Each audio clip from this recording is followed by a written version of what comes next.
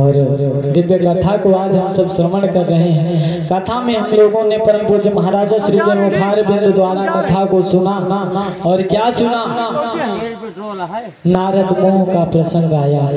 बहुत ही अद्भुत तरीके से महाराज जी ने आपको नारद मोह का प्रसंग बताया। पुनः फिर क्या हुआ, रावण का प्राकट्य हुआ। उसके पश्चात हनुमान जी महाराज का प्राकट्य हुआ। मैया अंजनी जगत जननी माँ जगदम्बिका सीता का प्राकट्य हुआ। उसके पश्चात भगवान श्री राम का प्राकट्य किस प्रकार हुआ, भगवान का अवतार किस लिए हुआ। बाबा जी तो कहते हैं कि नाना भांति राम अवतारा। क्या कहते हैं कि नाना भांति राम अवतारा,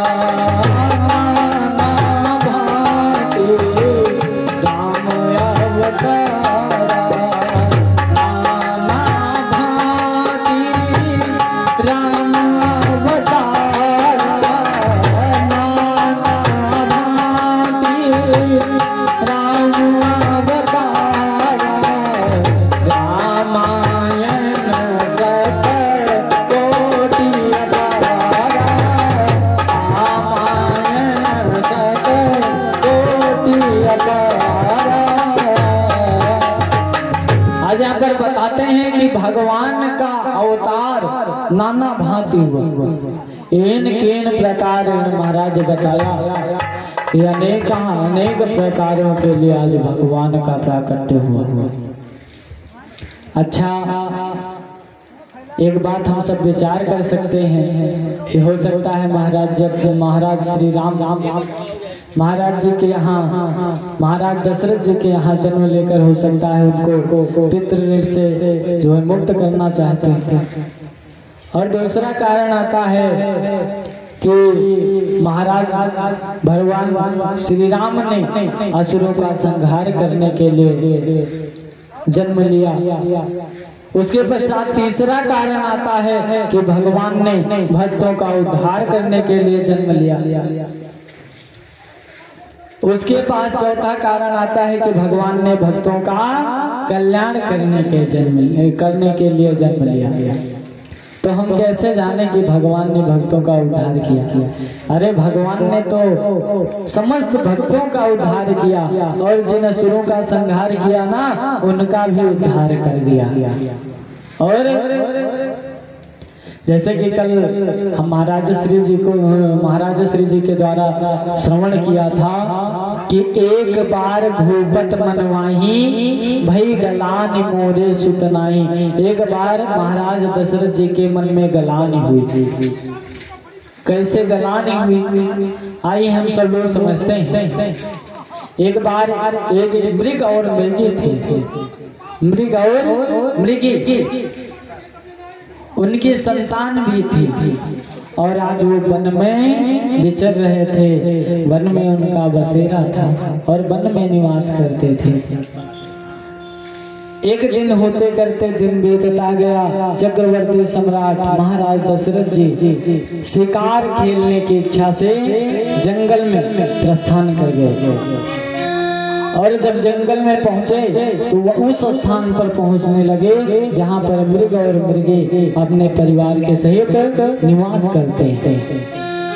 वहां पर जब महाराज दशरथ जी को आते हुए मृग और मृगी ने देखा तो आज मृग कहता है अपनी मृगनैनी से, क्या कहता है? आज मृग अपनी पत्नी से कहता है कि हे देवी, इस राज्य के चक्रवर्ती सम्राट महाराज दशरथ जी आ रहे हैं और वो शिकार खेलने की इच्छा से आ रहे हैं, इसलिए निश्चय ही है कि हम में से कोई ना कोई मारा जाएगा। तो एक काम करो देवी, अपने बच्चों के साथ तुम जाकर के कहीं छिप जाओ और इससे अच्छा रहेगा कि हमारे बच्चे बच जाएंगे, हमारी पत्नी बच जाएगी और केवल मेरा ही प्राण संकट में होगा, केवल मेरा ही प्राण जाएगा। आज इतना जब मृगी ने सुना तो उसके मन में सहा नहीं गया और मृगी ने कहा कि हे स्वामी, भला कोई अपने सामने अपने पति को मरता हुआ देख सकती है क्या? अरे जब इतना मृग ने सुना तो मृग ने कहा कि क्या करूं देवी। आज मृगी कहते हैं कि स्वामी, बच्चों को लेकर आप कहीं चले जाइए और मैं अपना प्राण गंवा दूंगी, क्योंकि मैं आपको अपनी आंखों के सामने जीवित देखना चाहता था। आज इतना जब मृगी और मृग दोनों आपस में वार्तालाप कर रहे होते हैं, तब महाराज दशरथ जी एक झाड़ी के पीछे से छिप जाते हैं और उन मृग और मृगी की बात सुनते हैं। इतने में ही मृग कहता है कि हे देवी, तुम मेरी बात मानो और बच्चों को लेकर कहीं चले जाओ, नहीं तो महाराज दशरथ जी हमारा दुख नहीं जानेंगे, हमारे बच्चों का दुख नहीं समझेंगे। आज मृगे ने कहा क्यों स्वामी? तो मृग कहता है कि महाराज दशरथ जी तो संतानहीन है, उनके कोई संतान ही नहीं है। महाराज दशरथ जी निर्वंशी है, उनके कोई वंश नहीं है, तो वो बच्चों का दुख कैसे जान सकते हैं? अपने बच्चों का दुख कैसे जान सकते हैं? आज इतना जब मृगे ने सुना तो आज मृगे भी कहने लगे कि ये तो सत्य है, जो अपने बच्चों का, जिसके बच्चे ही ना हो, जिसके संतान ही ना हो, वो भला दूसरे के बच्चों का दुख क्या समझेगा? आज इतना जब महाराज दशरथ जी ने सुना तो चुपचाप एकदम निराश होकर के आज अपने महल की ओर चल दिए। और इस जगह महाराज दशरथ जी को गलानी हुई कि मनुष्य तो मनुष्य, आज मुझे दो मृग और मृगी वंशहीन के लिए ताना सुना रहे हैं। और इसी विचार में आज महाराज दशरथ जी को गलानी हुई। इसी को कहा गया कि एक बार भूपति मन माही और भय गलानी मोरे सुत नाही। मुझे महाराज दशरथ जी को गलान हुई कि मुझे लोग इस तरह की बात इसलिए कहते हैं क्योंकि मैं संतानहीन हूँ। आज इस प्रकार महाराज दशरथ जी उदास। आज होते करते दिन बीतता गया। महाराज दशरथ जी ने अपने मन से इस बातों को भी हटा दिया कि छोड़ो कोई बात नहीं, आगे फिर देखा जाएगा। अपने मन से इस बात को हटा दिया और वो कहाँ चले गए? अपने पूर्वजों का तर्पण करने गए। और जब अपने पूर्वजों का तर्पण करने गए तो आज वहां पर उनके पूर्वज फूट फूट कर रोने लगे। आज जब पूर्वज फूट फूट करके रोते हैं तो चक्रवर्ती सम्राट महाराज दशरथ कहते हैं कि हे महात्मन, आप कौन हैं और किस लिए रो रहे हैं? आज महाराज दशरथ जी के पूर्वज भी महाराज दशरथ जी से कहते हैं क्या? कहते हैं कि हे महाराज दशरथ, मैं तुम्हारा पितृ हूँ, मैं तुम्हारा पूर्वज हूँ जिसका तुम तर्पण करने आए हो। मैं रो इसलिए रहा हूँ, मुझे दुख एक बात का है कि अभी आप हो और आप मुझे तर्पण कर रहे हैं, आपके ना रहने के बाद मुझे तर्पण कौन देगा? आज इस चिंता में निमग्न होकर उनके महाराज दशरथ जी के पूर्वज आज विलाप कर रहे हैं। आज महाराज दशरथ जी के पूर्वजों को रुदन करता हुआ देख आज महाराज दशरथ जी के मन में पुनः गलानी हो गई। तो मैंने कितना कारण आपको बताया? 2 कारण है ना। महाराज दशरथ जी को 2 कारण से गलानी हुई। और फिर जब महाराज दशरथ जी अपने महल में आए तो आज महाराज दशरथ जी ने एक आईने में अपने फेस को, अपने चेहरे को जब देखा तो उनकी दाढ़ी जो थी पाकने लगी। आज इस चिंता में निमग्न महाराज दशरथ जी ने जब आईने में अपना चेहरा देखा तो उनके मन में विचार आया, मेरे पूर्वज मुझे इस प्रकार बोल रहे हैं और यहाँ पूर्वज तो पूर्वज मृग और मृगी मुझे इस प्रकार ताना सुना रहे हैं और मेरे जीवन का 3 पन बीत गया और 4था पन आने को है। आज इस चिंता में निमग्न है महाराज दशरथ जी। और कहते हैं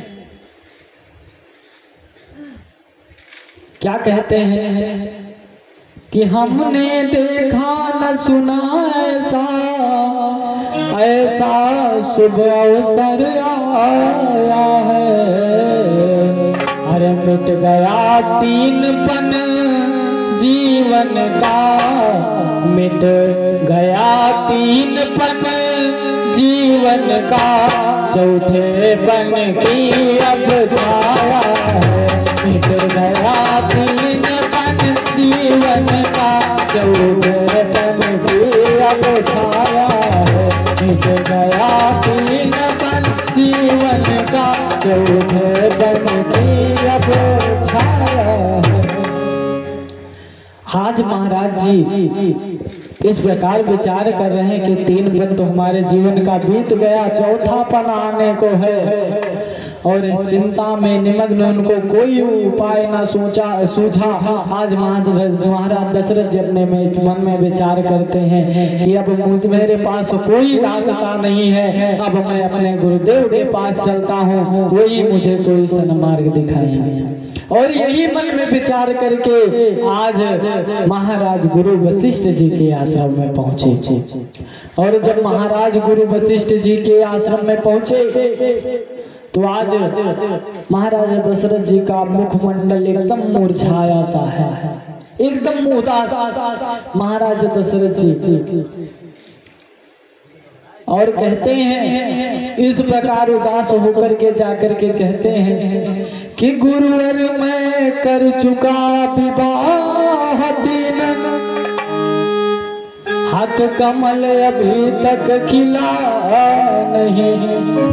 अपनी बात गुरु जी से बताते हैं कि गुरुवर मैं कर चुका विवाह तीन, हाथ कमल अभी तक खिला नहीं। जिसकी अभिलाषा मुझको है, वो पुष्प अभी तक मिला नहीं।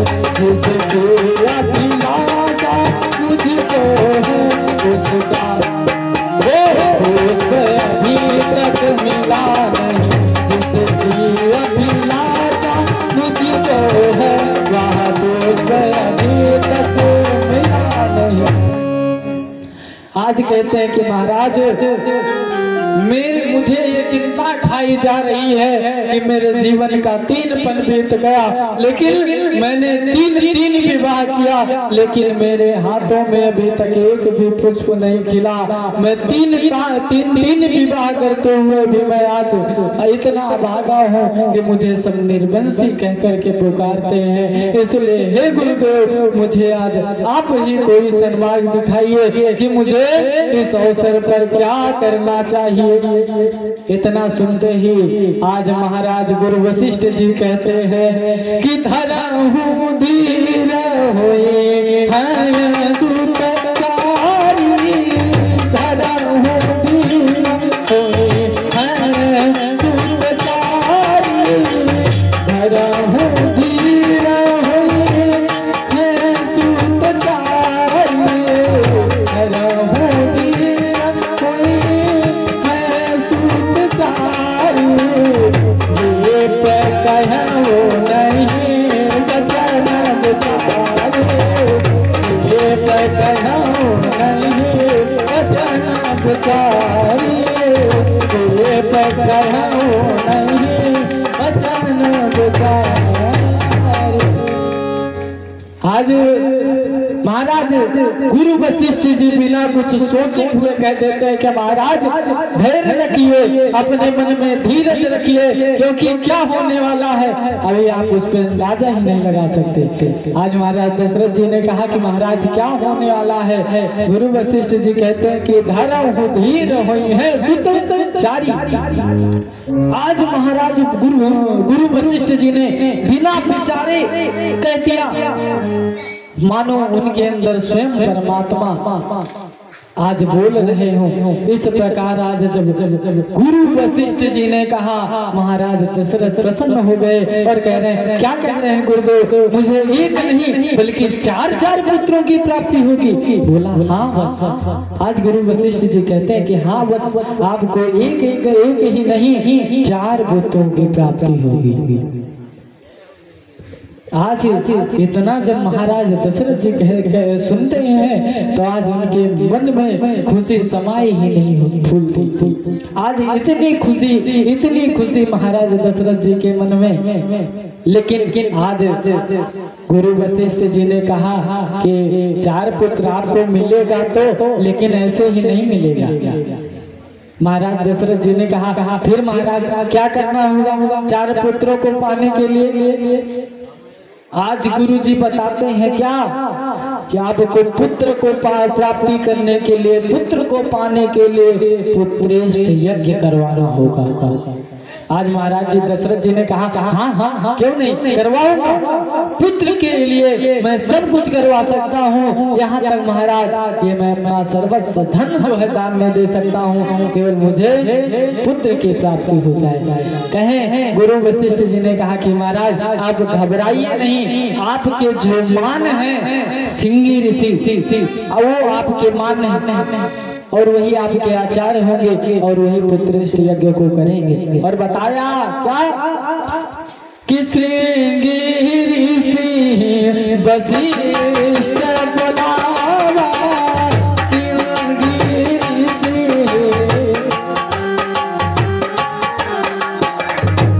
आओ से ताली बजाते हुए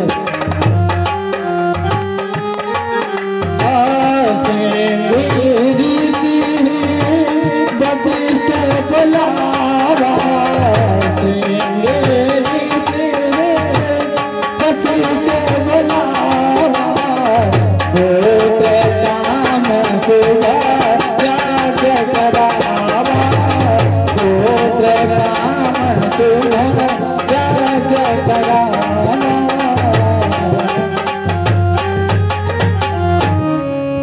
आज कहते हैं महाराज जो आपके मान्य है सिंगे ऋषि उनको बुलाना होगा। और वो क्या है? बोले क्या कि पुत्रेष्ठ यज्ञ के विशेषज्ञ, अरे पुत्रेष्ठ यज्ञ के विशेषज्ञ सिंगे ऋषि को बुलवाना है, पुत्रेष्ठ यज्ञ के विशेषज्ञ सिंगे ऋषि को वे मान तुम्हारे होते हैं, वे मान तुम्हारे होते हैं, उनको आचार्य बनाना है, वे मान तुम्हारे होते हैं, उनको आचार्य बनाना है। कहा कि महाराज पुत्रेष्ठ यज्ञ के विशेषज्ञ जो है आपके कुलमान श्रृंगी ऋषि है उनको बुलाना है, क्योंकि वो आपके मान है और इसलिए इस पुत्रेष्ठ इस यज्ञ को संपूर्ण कर सकते हैं तो केवल परम आदरणीय महाराज श्रृंगी ऋषि। आज महाराज दशरथ जी कहे कि हाँ क्यों नहीं महाराज मैं अवश्य कराऊंगा।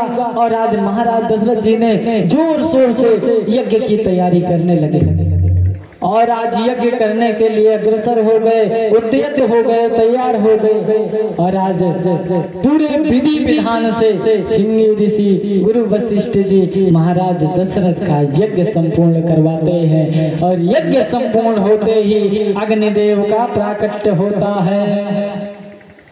और आज जब अग्निदेव जी प्रकट होते हैं तो होता क्या है, अपने हाथों में एक फल का पात्र लिए हुए, फल या उसको खीर भी कह सकते हैं। काफी संत अपने मंत्र में फल बताते हैं और काफी संत खीर बताते हैं, लेकिन हम उसको फल कह सकते हैं ना। प्रसाद स्वरूप आज अग्निदेव फल लेकर के प्रकट हो गए। और फल लेकर प्रकट होते ही आज चक्रवर्ती महाराज सम्राट दशरथ जी ने अग्निदेव को प्रणाम किया। आज अग्निदेव जी ने कहा कि घबराइए नहीं महाराज, इस फल को आप जो है बराबर बराबर तीनों रानियों में बांट दीजिएगा, बराबर बराबर तीनों रानियों को खिला दीजिएगा। निश्चय है कि इससे पुत्र प्राप्ति होगी, मैं ऐसा आशीर्वाद आपको देता हूँ। आज इतना बता करके अग्निदेव जी अंतर ध्यान हो गए। और आज महाराज दशरथ जी ने क्या किया, आज जो सबसे बड़ी रानी है माता कौशल्या, उन्हीं के हाथों में फल को दे दिया। और हुआ क्या कि अर्ध भाग कौशल्या दीन्हा, अर्ध भाग कौशल्या दीन्हा, अर्ध भाग कौशल्या दीन्हा, अर्ध भाग कौशल्या दीन्हा, राम भाग आधे कर देना, राम भाग आधे कर देना।